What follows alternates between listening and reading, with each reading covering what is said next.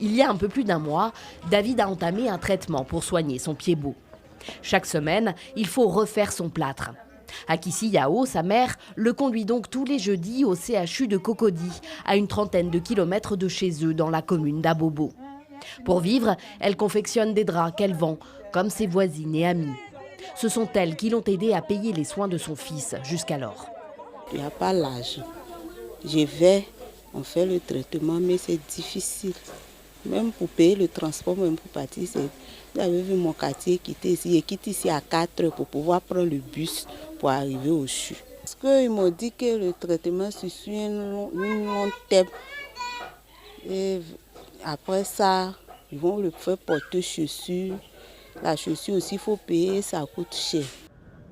Le pied-bot de David, 11 mois aujourd'hui, a été diagnostiqué 3 jours après sa naissance. Mais sa mère n'a su que tardivement que cette malformation orthopédique, très courante dans le monde, pouvait être soignée. Or, plus la prise en charge est précoce, meilleurs sont les résultats. Mais il faut en avoir les moyens.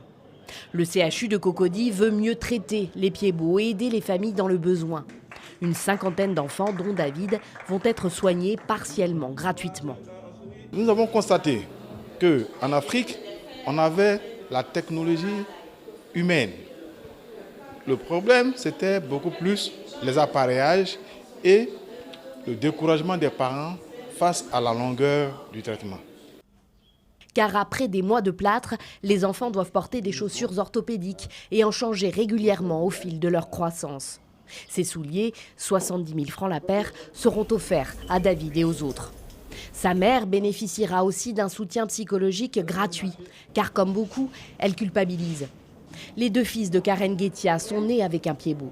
Le petit dernier a 5 ans, il est presque guéri, mais elle aussi a dû être forte pour l'accompagner. Ça peut vous casser et vous-même, vous avez besoin de soutien de beaucoup de personnes. La famille pour vous dire c'est pas votre faute, parce que après un moment en tant que mère vous questionnez, est-ce que c'est moi, qu'est-ce que je fais du mal? Le fait qu'un enfant est né avec ça, ça ne veut pas dire qu'il est maudit. Ça ne veut pas aussi dire que son avenir est gâté. La docteure Kokoé est la médecin principale du service de chirurgie pédiatrique du CHU. Elle rappelle qu'on explique encore mal l'origine de cette malformation. Il n'y a pas une étiologie bien précise, il n'y a pas une cause bien précise. On peut faire intervenir l'environnement, on peut faire intervenir des facteurs génétiques, on peut faire intervenir des facteurs qui interfèrent dans le déroulement de la grossesse. Le pied-bot serait donc héréditaire. Les garçons sont 2 fois plus affectés que les filles. Environ 100 000 enfants naissent chaque année avec cette malformation dans le monde, mais à 90% dans des pays en développement.